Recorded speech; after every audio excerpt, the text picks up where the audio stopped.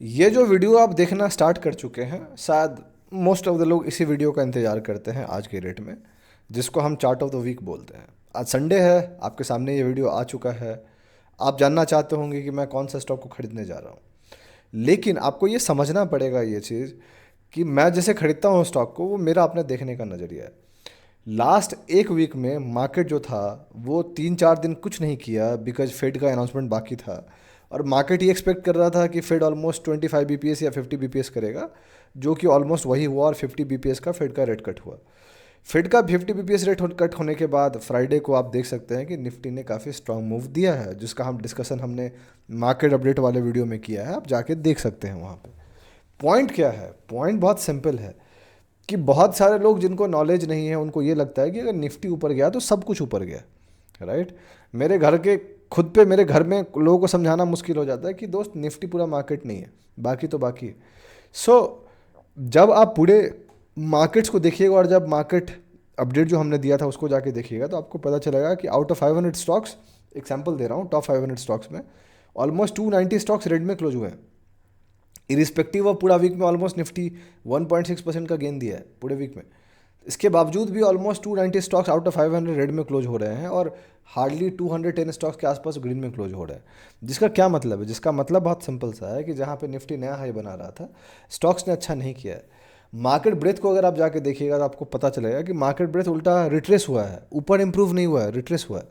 बहुत टाइम बाद ऐसा हो रहा है कि जहाँ पे निफ्टी नया हाई बैक टू बैक बनाते जा रहा है, बट ओवरऑल मार्केट ब्रेथ धीरे धीरे रिड्यूस हो रहा है। इसका मतलब क्या है? इसका मतलब ये है कि बहुत सारे स्टॉक नहीं चल रहे हैं। इसका मतलब ये है कि ज़रूरी नहीं कि कुछ भी चलेगा, इसीलिए आपके स्टॉक सिलेक्शन काफ़ी इंपॉर्टेंट होने चाहिए।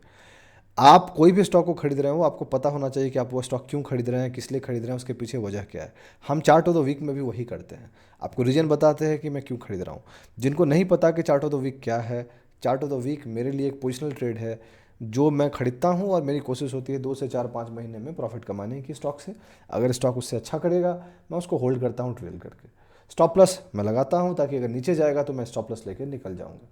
तो अगर आप जानना चाहते हैं कि मैंने कौन से स्टॉक को सिलेक्ट किया है, क्यों किया है, ये वीडियो आपको देखना चाहिए।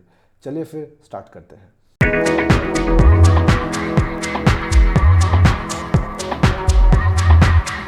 कैसे हैं आप लोग?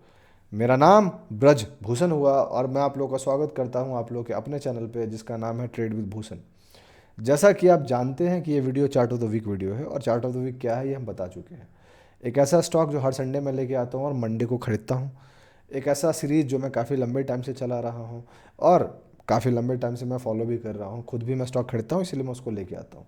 तो मेरे लिए ये video more of a journal video हो जाता है, जहाँ पे मैं एक वीडियो बनाता हूँ, मैं क्यों खरीदता हूँ, मैं खुद को बोलता हूँ, समझाता हूँ, सिखाता हूँ, और उससे आपको कुछ सीखने को मिलता है। आगे बढ़ने से पहले मैं दो चीज़ आपको बता देना चाहता हूँ। पॉइंट नंबर 1, ये वीडियो एक लर्निंग पर्पज वीडियो है, कोई टिप या रिकमेंडेशन नहीं है।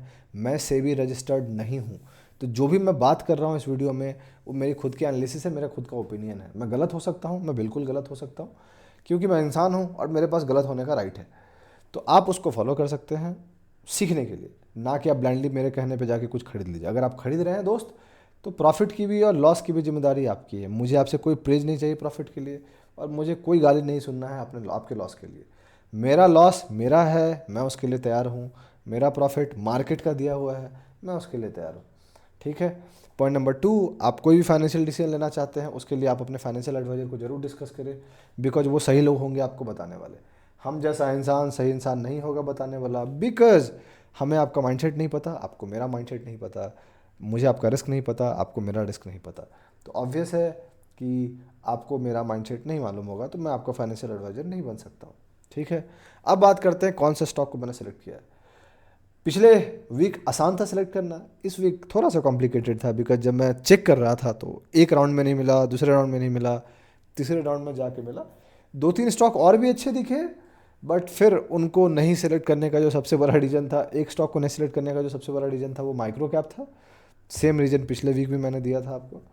और एक स्टॉक को नहीं रीजन सेलेक्ट करने का था कि उसके रिजल्ट्स रिसेंटली अच्छे नहीं हो रहे थे। तो मैंने सोचा कि ऐसे मार्केट में वैसे कंपनी को नहीं लेना चाहता हूँ जिनके रिजल्ट्स अच्छे नहीं आ रहे। सो उनके सेटअप्स अच्छे थे बट रिजल्ट्स अच्छे नहीं थे, और एक माइक्रो कैप था, छोटा था। तो फिर एक कंपनी फाइनली मिला जिस पे नज़र मेरी थी, शॉर्ट टर्म में मैं उसको मिस कर गया था, नहीं खरीद पाया था, तो मैंने सोचा चलो भाई मिड टर्म में खरीद लेते हैं। वो स्टॉक कौन सा है, चलते हैं चार्ट्स पे और बात करते हैं स्टॉक के बारे में। स्टॉक का नाम है इलेन, ELIN, ELIN। इलेन का चार्ट आपके सामने है। इलेन इलेक्ट्रॉनिक्स लिमिटेड आपको दिख रहा होगा, ये उसका चार्ट रहा। अच्छी बात यह है कि स्टॉक काफ़ी नया है राइट। आईपीओ आया था 2023 में, दिसंबर में 22 में आया था ऑलमोस्ट आईपीओ। उसके बाद ऑलमोस्ट एंडिंग वीक था, उसके बाद से ये नीचे गया है एंड देन अब ऊपर जाने की कोशिश कर रहा है। सवाल है मैं इसको क्यों खरीदने जा रहा हूँ, सबसे इम्पोर्टेंट का सवाल देश जानना चाहता है कि मैं क्यों खरीदने जा रहा हूँ स्टॉक को। स्टॉक खरीदने के मेरे अपने 2-3 वजह हैं, मैं उसको डिस्कस करता हूँ। सबसे पहली बात, स्टॉक जब आईपीओ आया, लिस्ट हुआ, उसके बाद ये नीचे गया। नीचे जाने के बाद इस महीने में ये अपना लो बना दिया, जो कि मार्च 2023 दिख रहा है। और अगर आपको याद हो तो अप्रैल से हम अच्छे मूव में आने लग गए थे, तो अप्रैल से बाकी दुनिया अच्छे मूव में आने लग गई, बट ये स्टॉक साइडवेज चलने लग गया एंड कुछ ज़्यादा बदला नहीं। बदला यहाँ पे जून 2024 में, जब ये इस बेस से बाहर निकला, जो बेस आपको यहाँ पे क्लियरली दिख सकता है, और इस बेस से वो ऊपर गया जून 2024 में। फिर टाइम लगा इसको एंड कंसोलिडेट किया एंड देन पिछले कुछ हफ्तों में ये अच्छा करने की कोशिश कर रहा है, और बैक टू बैक आप देख सकते हैं स्लोली बट श्योरली ये ऊपर जाने की कोशिश कर रहा है। ये जो उसका आईपीओ हाई था उसको इसने ब्रेक कर दिया था। मेरी नज़र इसकी यहाँ से पड़ी थी, इधर से, इस कैंडल से। उसके बाद ये वाला कैंडल बहुत अच्छा नहीं था डेली टाइम फ्रेम पे, और यहाँ बना तो मेरा रिस्क रिवार्ड फेवरेबल नहीं था, बिकॉज बैक टू बैक ये मूव था, फॉलोड बाय ये आया। आज के रेट में ये उस जोन को रीटेस्ट कर रहा है। सो ये मेरे लिए more of a retest trade है। रीटेस्ट खरीदने के दो और वजह हैं। सबसे पहला, ओवरऑल मार्केट कंडीशन में एक अच्छा रिस्क रिवार्ड चाहिए, तो रीटेस्ट स्टॉक एक अच्छा रिस्क रिवार्ड दे देता है, किसी को भी पता होगा ये चीज़। और दूसरा, ये स्टॉक आईपीओ का सेटअप है, विच गोज विदाउट सेइंग कि एक ऐसा सेटअप भी मैं खेलता हूँ, कभी बात करेंगे इसके बारे में। ऑलरेडी काफ़ी लोग बात कर चुके हैं सोशल मीडिया पे। मार्क मिनेवरिनी इसके बारे में पहले बात किए थे एंड मैंने उनसे ही सीखा था कि आईपीओ कैसे खेलते हैं। So that was something which I am doing, trying to do right. तो मैं यहाँ पे इसको सिलेक्ट किया हूँ। दूसरी जो वजह है, मैं 2-3 वजह तो बता दिया आपको, जो चौथी वजह है वो ये है कि इनके जो नंबर्स हैं वो बेहतर हो रहे हैं। दिसंबर क्वार्टर अच्छा नहीं गया था, तो आप इसलिए देख सकते हो कि चार्ट भी वही इंडिकेट कर रहा था। बट मार्च क्वार्टर काफ़ी बेहतर इंप्रूवमेंट हुई, जून क्वार्टर काफ़ी बेहतर इंप्रूवमेंट हुई, और सितंबर का एस्टिमेशन भी दिख रहा है कि काफ़ी बेहतर है, विच गोज विदाउट सेइंग कि आपको मूव भी दिख रहे होंगे। तो अगर आप यहाँ देखोगे, जो उसका लेटेस्ट लो था इधर बीच में, जो कि मार्च के आसपास था, मार्च 2024 में, तो वहाँ से ये ऑलमोस्ट 100% का मूव दे चुका है, विच गोज विदाउट सेइंग कि कोई बड़ा पैसा है जो खरीदा है। अब एकुमुलेशन देखिए, तो एकुमुलेशन शिद्दत से हुआ है, बड़ा पैसा ने यहाँ एकुमुलेट किया है, और आपको क्लियरली दिखेगा कि अलग अलग लेवल पे वो एकुमुलेट कर रहे हैं। यहाँ पे these are the accumulation candles, ये भी एकुमुलेशन कैंडल में आता है। तो जो भी बड़ा पैसा था वो वीकली कैंडल में अच्छे से एकुमुलेट कर रहे थे, एंड फिर ये मूव आया है जो आपको देखने को मिल रहा है। अब क्या, इससे पहले मैं थोड़ा और डिटेल में बात कर लेता हूँ। जो स्टॉक की मार्केट कैप है ऑलमोस्ट 1181 करोड़ है। ये एक स्मॉल कैप स्टॉक है, इसमें कोई डाउट नहीं होना चाहिए। 2022 में लिस्ट हुआ, काफ़ी नया है, आप जानते हैं, बहुत ज़्यादा डेटा नहीं है इसके पास। इलेक्ट्रॉनिक टेक्नोलॉजी के अंदर आती है। हम चलेंगे थोड़ा यहाँ देखने, तो कंज्यूमर ड्यूरेबल्स के अंदर आ जाता है वो चीज़। स्मॉल कैप मैंने बता दिया है आपको, मार्केट कैप बता दिया है। परफॉर्मेंस की बात कीजिएगा तो daily 0.8%, weekly 4.5% minus, monthly 15.4% out perform किया है मार्केट को अच्छे से। 6 महीने में 75.8% एनएफ आउट परफॉर्मेंस, एक साल में 50.9% आउट परफॉर्मेंस। बाकी बहुत ज़्यादा डेटा है नहीं यहाँ पे बात करने के लिए। कंपनी क्या करती है, आप चाहो तो जाके पढ़ सकते हो कि कंपनी एग्जैक्टली क्या करती है, नहीं करती है, आपको पता चल जाएगा कि LED lightning, fans and switches including lighting products, ये सब करती है, जाके देख सकते हैं आप। मैं क्या करने जा रहा हूँ, मैं बस इसको यहाँ खरीदूंगा मंडे को, मुझे जो प्राइस पे मिल जाए। मंडे ओपनिंग होगी and I will be happy enough to buy it. So अभी जो प्राइस चल रहा है इसका 246.46 के आसपास चल रहा है, मुझे अगर इसके प्राइस पे आसपास मिलेगा तो I will be happy enough to buy it. मेरा जो स्टॉप लॉस है वो 12 से 15% के आसपास होएगा, बट मैं देखूंगा कि ये 12 से 15% अगर आप गौर कीजिएगा तो ऑलमोस्ट इसके कैंडल के पास आ जाता है, इस वाले कैंडल के आसपास, जो कि काफ़ी स्ट्रॉन्ग कैंडल था।